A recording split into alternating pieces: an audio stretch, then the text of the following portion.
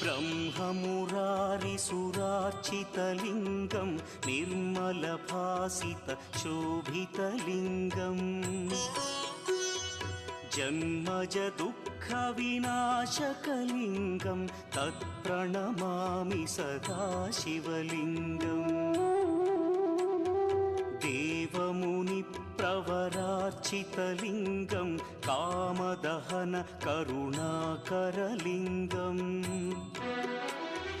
रावणदर्पविनाशकलिङ्गं तत्प्रणमामि सदा शिवलिङ्गम्